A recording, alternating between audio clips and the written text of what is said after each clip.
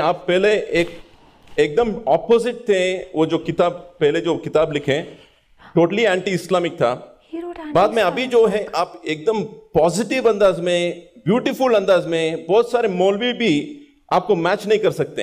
हजरत मोहम्मद सल्लल्लाहु अलैहि वसल्लम पर कुरान उतरने के बाद आपके दिल में उतर गई। इस्लाम के खिलाफ जहर उगलने वाले हिंदू पंडित बन गए कुरान शरीफ के मुरीद। इतिहास गवाह है कि जिस भी गुस्ताखे रसूल ने कुरान शरीफ को या इस्लाम जैसे पाक व मुकद्दस मजहब को गलत प्रूव करने के लिए रिसर्च करी है और कुरान करीम को पढ़ा है, उसे अल्लाह सुब्हान व तआला ने हिदायत दे दी है।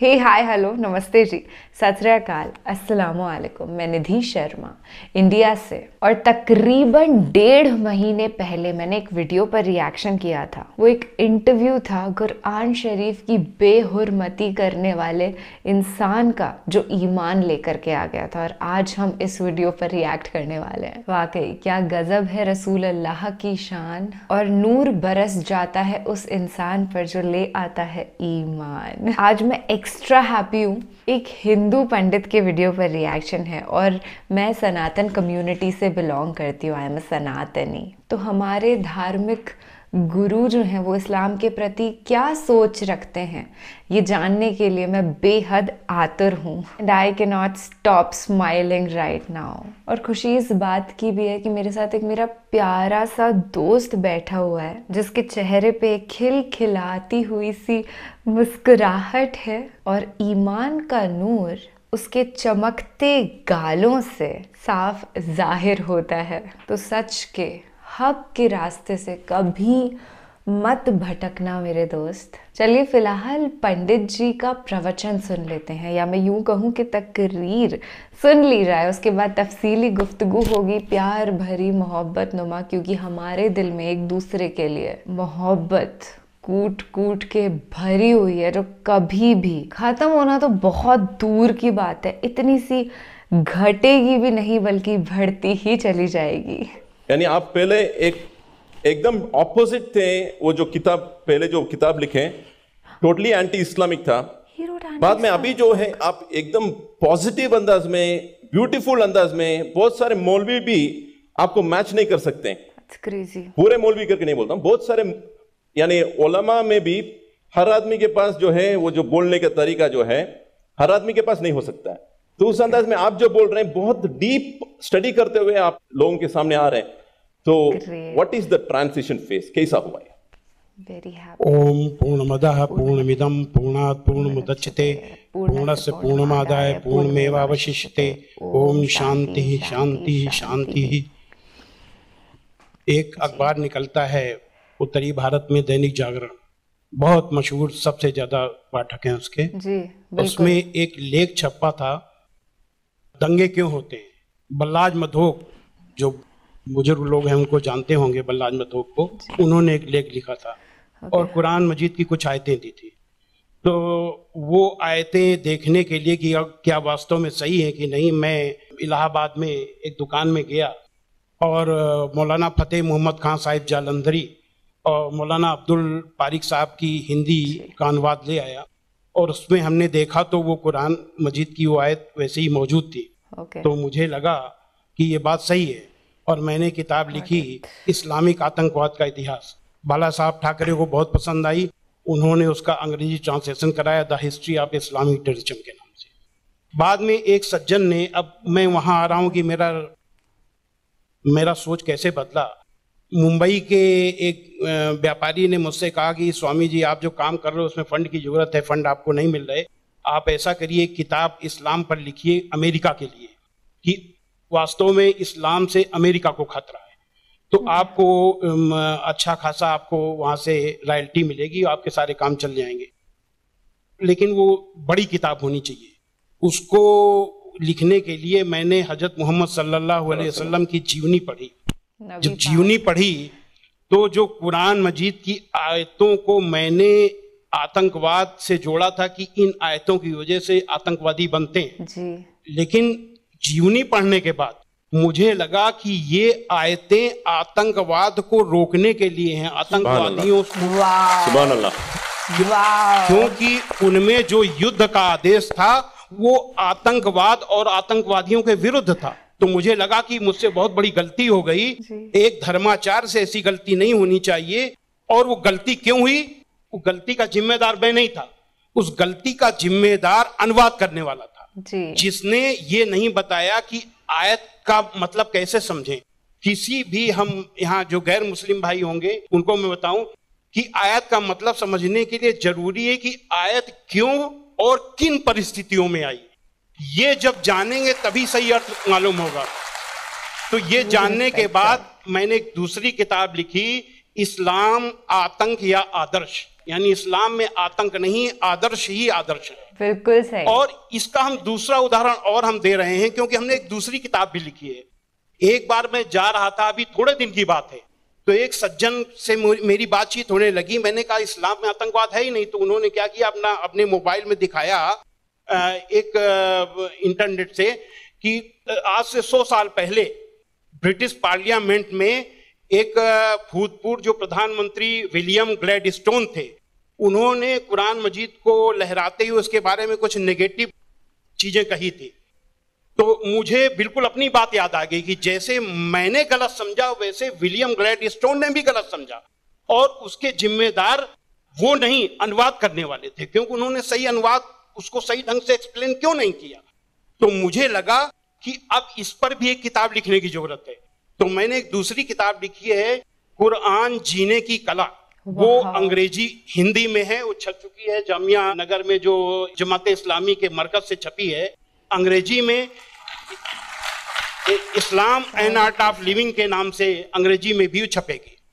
अब इन सारी चीजों जो मैंने इस्लाम को देखा, कुरान को देखा, उसके हिसाब से मैं एक छोटे से निष्कर्ष पे पहुंचा कि इंसान में इंसानियत लाने के तरीके का नाम इस्लाम है।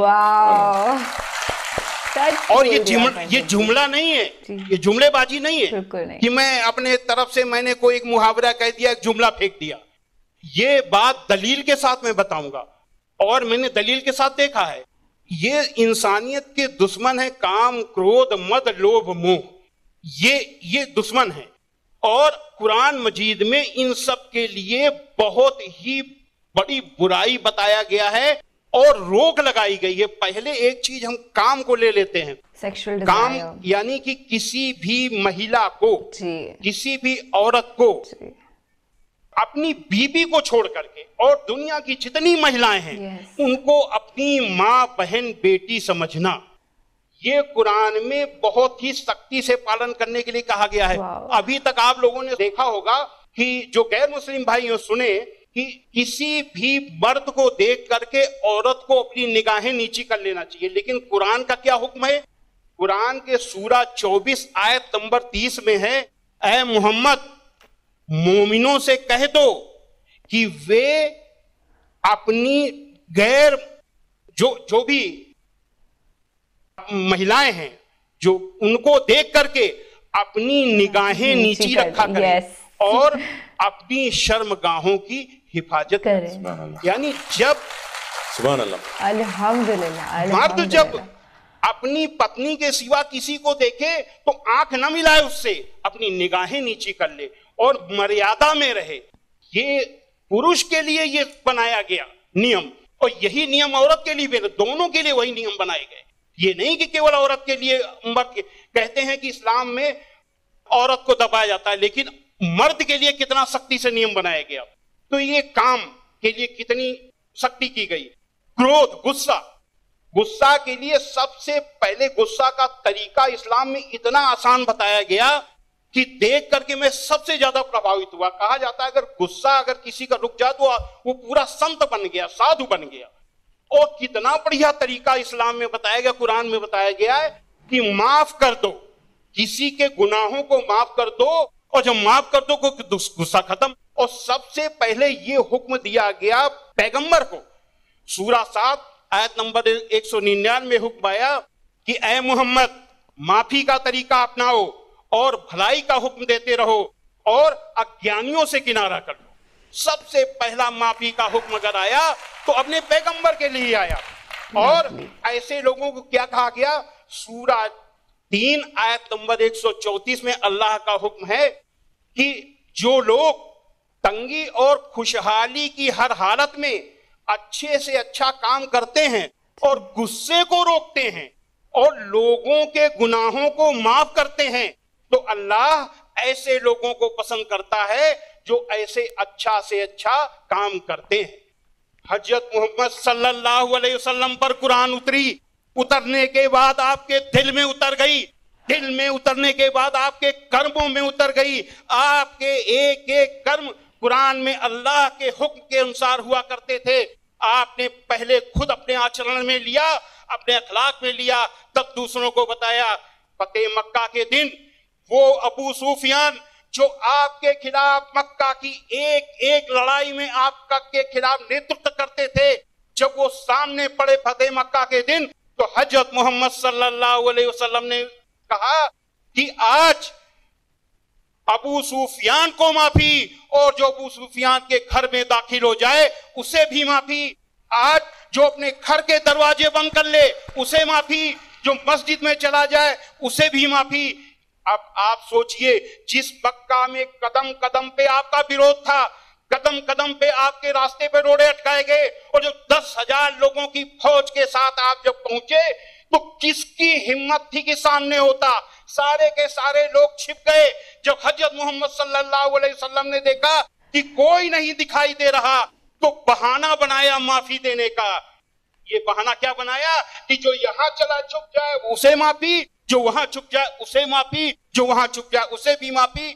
यानी किसी न किसी बहाने सबको माफी, माफी, माफी और माफी। माशाल्लाह। स्वामी जी, आपको रोकना मेरे दिल में क्या है, ख्वाहिश तो नहीं है, मगर मैं पैनल डिस्कशन कंडक्ट कर रहा हूं अभी, इसलिए आपसे एक सवाल भी मैं करूंगा। मैं समझ रहा हूं आपके जो रिसर्च बहुत डीप है, बहुत डीप है, फिर भी एक सवाल मैं आपसे पूछना चाहूंगा। अभी आपको ये रिसर्च होने के बाद क्या आपको ये लग रहा है कि मुसलमान जो आजकल के बहुत सारे मुसलमान जो है वो खुद जितना आपने रिसर्च किए अक्सर लोग रिसर्च नहीं करें, क्या ये एक वजह हो सकता है? मेरे हिसाब से मैंने जो भी मसाइल यानी समस्याएं दुनिया में देखी हैं, उन सारी समस्याओं का पॉजिटिव हल कुरान मजीद में मौजूद है। बस देखने की जरूरत है। जो ईश्वरी किताबें होती हैं वो बहुत ही रहस्यमयी होती हैं, उनको समझना आसान काम नहीं है। उसके लिए तन और मन दोनों की पवित्रता चाहिए। केवल शरीर नहाया धोया ना हो, केवल शरीर की को पाक करने की ही केवल जरूरत नहीं है, मन को भी पाक करने की जरूरत है। जब शरीर और मन से पाक होकर के आप देखेंगे तो उसका रहस्य समझ में आएगा। आपकी हर समस्या का हल कुरान मजीद में मिल जाएगा। और उसी नजरिए से आज का मुसलमान कुरान मजीद को नहीं देख रहा, इसीलिए समस्याएं पैदा हो रही। बहुत सही, बहुत सही। Thank you, thank you. Oh God, जितने भी इंडिया के न्यूज़ चैनल्स पर आकर के बकवास करते हैं लोग, अपने आप को एक्स मुस्लिम कहते हैं, उनके फेस पे एक करारा तमाचा है ये वीडियो। वो एग्जैक्टली ऐसा ही करते हैं जैसे पंडित जी ने, जब उनको नॉलेज नहीं थी, जब वो ना समझ थे, तब किया था कि इस्लाम को आतंकवाद से रिलेट कर दिया। बल्कि असलियत उसकी जस्ट ऑपोजिट है। आप पूरा फ्लिप करेंगे तो रियलिटी दिखाई देगी इस्लाम की कि कितनी चैन, शांति, अमन, पीस का मजहब है। पता है प्रॉब्लम यही है कि लोग कुरान शरीफ की कुछ आयत को ले लेते हैं और उसको वहीं की वहीं एक्सप्लेन कर देते हैं कि देखो इसमें ये लिखा हुआ है, और प्रायर जो सिचुएशन चल रही है उसे ऑब्जर्व करना ही भूल जाते हैं। जब हम छोटे थे तो एक अफवाह फैली थी। When I was in 9th standard, एक लड़के ने आकर के मुझसे बोला, सुन तेरी मुसलमान दोस्त है ना, तेरे को चल आज इस्लाम की सच्चाई बताता हूँ। हम लोग हिंदू हैं और इस्लाम में ये लिखा है कि हिंदुओं को मार दो, कत्ल कर दो। और जब बड़े हुए, वुजू अदा करके कुरान शरीफ को खोला, उसकी आयत को पढ़ा, तब जाना कि जंग के मैदान में जब बैटल चल रहा है मुस्लिम और नॉन मुस्लिम का, तो अपने आप को बचाने के लिए काफिर का कत्ल कर दो, नहीं तो वो आपको मार देगा। एंड एवरी टाइम आई से दिस, एकदम पूरे शरीर का एक एक सेल जैसे रिज्यूविनेट हो जाता है, अचंबा हो जाता है हर बार, क्योंकि एक ऐसी बात जिसने मेरे दिमाग की नींव में एक बहुत ही परमानेंट स्पेस बना ली थी, वो कुरान शरीफ की आयत को पढ़ कर के यूं गायब हो गई। तो सोचिए और क्या क्या गलत बातें जो आपके दिमाग में फिक्स्ड हैं वो कुरान शरीफ को पढ़ कर के गायब हो जाएंगी। मैं सभी से यही अनुरोध करती हूँ कि ये वीडियो मुसलमान नहीं, नॉन मुस्लिम्स के पास ज़्यादा पहुँचना चाहिए, ताकि उनको भी तो इस्लाम की सच्चाई पता चले। वो लोग जिनके दिलों में मुसलमानों को लेकर के या इस्लाम को लेकर के बहुत सारी गलत फहमियां हैं, इस वीडियो को देखने के बाद सब गायब हो जाने वाली हैं। अच्छा, आप मुझे बताइए आपको कैसा लगा पंडित जी का रवैया कुरान शरीफ पढ़ने के बाद? अखलाक बिल्कुल बदल गए, उनके तहजीब व अदब ही एकदम चेंज हो गई। और उससे पहले वो निरंतर गुस्ताखी किया करते थे क्योंकि वो अफवाहों पर विश्वास कर लेते थे। तो हमें कभी भी किसी अफवाह पर विश्वास नहीं करना। और हाँ, हम इंसान हैं, सब एक ही उम्मत है, सबको अल्लाह सुब्हान व तआला ने ही बनाया है। तो कभी भी किसी बेगुनाह से नफरत मत करना, इतनी सी भी नेगेटिव थॉट किसी के लिए अपने दिल में मत रखना, क्योंकि अल्लाह की क्रिएशन है हम सब। एंड में सबके हिसाब एक ही जगह होने वाले हैं, हम सब अल्टीमेटली एक ही हैं। तो keep up the love and let's spread it like wildfire। अपना और अपने पूरे परिवार का ख्याल रखना। और फिलहाल रमज़ान चल रहा है तो रमज़ान मुबारक दोस्त। रोज़ों में स्पेशल केयर करो, सहरी इफ्तारी अच्छे से लो, और हाँ, ईमान से अपना रोज़ा कायम करो, ख्याल रखो। फिर से यही कहूँगी, take good care of yourself. अल्लाह हाफिज़।